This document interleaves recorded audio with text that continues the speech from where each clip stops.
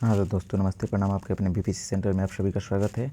तो जैसा कि हम फिर आप सभी के सामने मैथ के क्वेश्चन लेकर उपस्थित हुए हैं। ये जो मैथ का क्वेश्चन है वो 2022 से 23 सत्र का है, प्रति 10 प्रश्न पत्र यानी मॉडल पेपर का है। आप जैसा कि देख रहे हैं कि ये जो मॉडल पेपर है वो कक्षा 10 का है और गणित का ही मॉडल पेपर है। और इसका जो आप देख रहे हैं पूर्णांक जो यहाँ पर 70 दिया हुआ है, ये यानी बिहार बोर्ड का नहीं है, ये आपका यूपी बोर्ड का मॉडल पेपर है। तो अब जैसा कि देख रहे हैं कि यूपी बोर्ड का मॉडल पेपर जारी हो चुका है और ये यूपी बोर्ड का ही मॉडल पेपर है। हम देखने वाले हैं यूपी बोर्ड के मॉडल पेपर में 70 नंबर का टोटल पूर्णांक होता है। कितना पूर्णांक होता है? 70 का टोटल पूर्णांक होता है, जिसमें आपको 20 ऑब्जेक्टिव प्रश्न यानी जिसे हम लोग बोलते हैं वस्तुनिष्ठ प्रश्न पूछे जाते हैं, जिसमें 4 ऑप्शन रहते हैं, उसे ही ऑब्जेक्टिव यानी वस्तुनिष्ठ बोला जाता है। तो इसमें 20 क्वेश्चन रहते हैं। तो चलिए देखते हैं आज मैथ के 20 क्वेश्चन। तो चलिए बढ़ते हैं आगे की ओर। तो सबसे पहले हम फर्स्ट क्वेश्चन देखेंगे। तो देखिए यहाँ पर आपका बहुविकल्पीय प्रश्न चालू हो जाता है। सबसे पहले जब आप एग्जाम देने जाइए ना, तो जो यहाँ पर इंस्ट्रक्शन दिया रहता है, यहाँ पर सामान्य निर्देश जो लिखा हुआ है यहाँ पर, इसे सबसे पहले पढ़ लीजिए पूरा जो लिखा रहता है। उसके बाद ही आप एग्ज़ाम दीजिएगा तो बेटर रहेगा, ताकि मालूम चल जाएगा कि आपको किस किस का आंसर देना है, कितना कितना टोटल है। देखिए यहाँ पर बहुविकल्पीय प्रश्न आपका खंड में स्टार्ट होता है और पहला क्वेश्चन आप सभी के सामने है कि एक परिमेय संख्या का दशमलव प्रसार होता है। एक परिमेय संख्या का दशमलव प्रसार होता है, शांत होता है, अशांत होता है, और भी आपके ऑप्शन है दो, उपयुक्त दोनों होता है, या इनमें से कोई नहीं। आप देखिए पहला क्वेश्चन देख सकते हैं कि एक परिमेय संख्या का दशमलव प्रसार। देखिए परिमेय संख्या हम लेके बताते हैं। परिमेय संख्या किसे कहता है? जो जिसे P/Q के रूप में लिखा जा सकता है तथा Q 0 के बराबर नहीं होता है, इसे ही ना परिमेय संख्या कहते हैं। तो देखिए, तो परिमेय संख्या कहते हैं तो परिमेय संख्या ही 1/2 परिमेय संख्या है।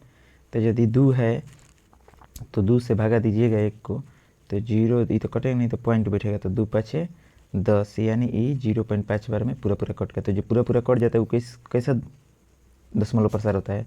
तो शांत होता है, यानी कैसा है?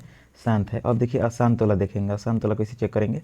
तो मान लीजिए ये तो 1/2 था, हम ले लेते हैं यहाँ पर 3/3 मान लीजिए ले लेते हैं 3/7, 3/7 ले लेते हैं। अब देखिए 7 से भागा देंगे 3 को, तो ये कटेगा नहीं, तो यहाँ पर पॉइंट लेगा, पॉइंट लेगा तो 0 होगा, तो कितना होगा? 7 चौके 28। अब एक भी नहीं जाएगा तो 10 में से हट जाएगा 2, फिर 0 बैठेंगे तो 7 के पावर में 2 बार में जाएगा 14, फिर कितना आएगा? 6 आएगा, फिर 0 बैठेंगे तो कितना हो जाएगा?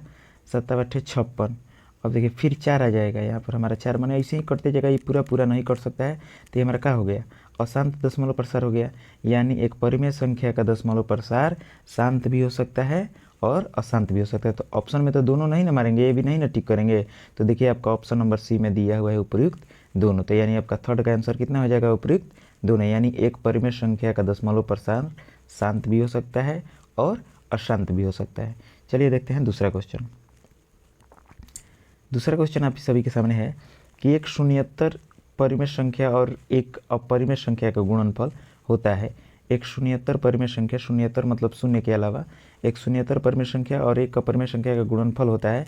तो परिमेय संख्या और अपरिमेय संख्या का गुणनफल करने तो हमेशा अपरिमेय ही होता है, ये रूल है आपका। नहीं तो करके देख सकते हैं। देखिए मान लीजिए 2 ये परिमेय संख्या है ना, अपरिमेय संख्या √3 है ना, तो मल्टीप्लाई करिएगा तो क्या होगा? 2√3। ये को क्या है? अपरिमेय संख्या है।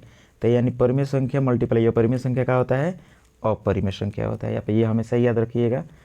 देखिए कोई भी बोर्ड हो आपका, अगर किसी भी बोर्ड से एग्जाम दे रहे हो, चाहे वो बिहार बोर्ड हो, यूपी बोर्ड हो, राजस्थान बोर्ड हो, गुजरात बोर्ड हो, सभी बोर्ड का मैथ का सिलेबस यानी सबका सिलेबस सेम रहता है। इसलिए आप ये मत सोचिएगा कि ये तो यूपी बोर्ड का है तो हम क्यों पढ़ें। नहीं, ये बिहार बोर्ड का भी टोटल क्वेश्चन आप देखिएगा तो आपके बुक में भी आप ये सब पढ़े होंगे। तो ये बोर्ड का सबका लगभग सिलेबस एक ही होता है। देखिए तीसरा क्वेश्चन आप सभी के सामने है कि रेखाओं x = 0, 2x + 3y = 12 का प्रतिच्छेद बिंदु है। तो देखिए x बराबर आपका क्या दिया हुआ है? 0 दिया हुआ है। तो यहाँ पर जो मान है 2 गुणे x के जगह पर 0 रख दीजिए, 0। अब यहाँ पर +3y बराबर का है 12। तो देखिए तो 2 से 0 से गुणा होगा तो कितना हो जाएगा? 0 हो जाएगा, यानी इसका वैल्यू कुछ नहीं है। तो 3y = 12। तो 12 से 3 जो इधर है गुणा में, इधर जाएगा तो बटा में हो जाएगा, यानी कटेगा। तो 3 चौके 12, y बराबर कितना आ गया? 4 आ गया। तो अब देखिए तो यहाँ पर y बराबर जब आपका 4 आ गया, x बराबर कितना है? 0। तो 0,4 यानी x, y होता है ना, तो x सबका यहाँ पर है 0, अभी आया है y बराबर 4। तो यहाँ 0,4 कहाँ है? तो ऑप्शन नंबर बी में है, ये आपका राइट आंसर हो जाएगा 3 नंबर का 0,4। चलिए मिलते हैं नेक्स्ट वीडियो, नेक्स्ट क्वेश्चन चलते हैं। तो देखिए नेक्स्ट क्वेश्चन आपका है कि वह सबसे बड़ी संख्या जिससे 70 और 125 को विभाजित करने पर क्रमशः शेषफल 5 और 8 प्राप्त हो। देखिए ये बोल रहा है वो सबसे बड़ी संख्या प्राप्त करना है जो इतना से विभाजित करने पर, इतना से ही विभाजित करने पर क्रमशः शेषफल का 5 और 8 प्राप्त हो, इतना से विभाजित करना है उसे, और कितना प्राप्त हो, शेषफल 5 और 8 प्राप्त हो। देखिए ये जो वह सबसे बड़ी संख्या दिया था, आप सबसे पहले इसको इस पे मत जाइए, इस पे मत, वह सबसे बड़ी संख्या आपको ज्ञात करना है जिससे जिससे इतना को विभाजित करना है, ऐसी संख्या जिससे इतना को विभाजित करना है, इससे नहीं करना है, उस संख्या को ज्ञात करना है, उसी संख्या से इस दोनों को कटाना है। तब इस दोनों को कटाने के लिए इस दोनों से छोटा नंबर होगा तभी ना कटेगा जी। तो देखिए तो ये 13 है या 65, इस दोनों से छोटा है, ऑप्शन के हिसाब से चलेंगे।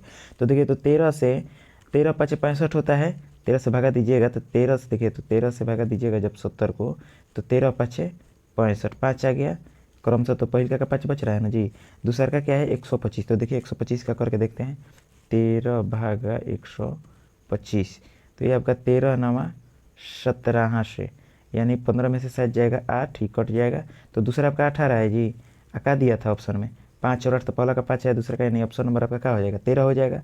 तो चौथा का आंसर क्या होगा 13 हो जाएगा। आपने देखा कि हमने बनाकर आपको दिखाया कि कैसे बना सकते हैं। यदि 2 नंबर में भी क्वेश्चन आएगा तो आप आसानी से इसे हल कर सकते हैं। चलिए देखते हैं 5वां क्वेश्चन। तो 5वां क्वेश्चन आप सभी के सामने है, समीकरण 2x + ay = 1 तथा इतना का कोई भी हल नहीं होगा यदि ये का मान होगा। ये आप सभी के लिए होमवर्क रहेगा। सभी बच्चे इसका आंसर कमेंट बॉक्स में देंगे कि इसका आंसर क्या होगा। ये आपको बताना कि कोई हल नहीं होगा, क्या होगा, कोई भी हल नहीं होगा इसका। ये आपका 3 चैप्टर का है, एक चर में 2 रैखिक समीकरण जो होता है ना, शायद ये उसी पार्ट का है। तो ये आपको बताना है, ठीक। ये आपका HW में है। 5 नंबर क्वेश्चन आपका क्या है HW। आप बढ़िया से क्वेश्चन देख लो, उसके बाद कमेंट में जवाब दीजिए कि 5 नंबर का आंसर क्या होगा। चलिए हम तब देखते हैं 6 नंबर क्वेश्चन। 6 नंबर क्वेश्चन आप सभी के सामने है कि द्विघात समीकरण इतना के बारे में निम्नलिखित कथनों पर विचार कीजिए। इस कथन पे क्या करना है, विचार करना है। आंसर यहाँ पर नहीं देना है। आंसर कहाँ देना है भैया, तो आंसर देखिए नीचे ऑप्शन में दिया हुआ है। नीचे क्या किया है, ऑप्शन में दिया हुआ है। तो सबसे पहले देखिए इस पर विचार करना है, तो इसको क्या किया जाए। दिए गए समीकरण का विविक्तर 0 से कम है, तो सबसे पहले इसका शून्यतर निकालना पड़ेगा। तो शून्यतर यानी डी को कहते हैं, तो डी बराबर क्या होता है b² - 4ac। बी का मान कितना है, तो बी का मान आपके यहाँ पर है, बी का मान आपका यहाँ पर कितना है, देखिए ए बराबर लिख लीजिए 2, बी बराबर -4 और सी बराबर 3। सी बराबर का है 3, तो b² यानी -4 का स्क्वायर -4 गुणा ए कितना है आपका, तो ए है यहाँ पर 2 गुणा सी कितना है, तो सी है आपका यहाँ पर 3। तो 4 दूना 8 3 24, 16 - 24 बराबर -8 आपका आ रहा है। यानी d इक्वल टू आपका कितना रहा है -8। d इक्वल टू आपका कितना रहा है -8। तो इसका शून्यतर से कम है, तो पहला तो आपका राइट आंसर हो गया ना जी, शून्यतर से कम है। दूसरा है ऑप्शन में कि समीकरण के कोई मूल वास्तविक नहीं है। तो जब ये माइनस में आ गया तो इसका मूल वास्तविक नहीं होगा, यानी दूसरा भी सही है। तो देखिए तो ऑप्शन में ए भी कहीं दिया है का, सबसे पहले देख लेते हैं कि ए भी दिया है कि नहीं। तो देखते हैं तो ए और बी सही है, देखिए यहाँ पर ए और बी सही है।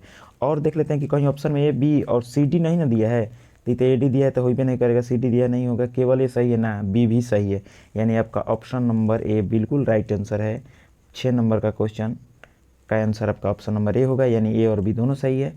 तो आपने देखा कि हमने इसे कितने सरल तरीके से हल किया। चलिए देखते हैं 7 नंबर क्वेश्चन। देखिए 7 नंबर आपका क्वेश्चन है कि AOBC एक आयत है।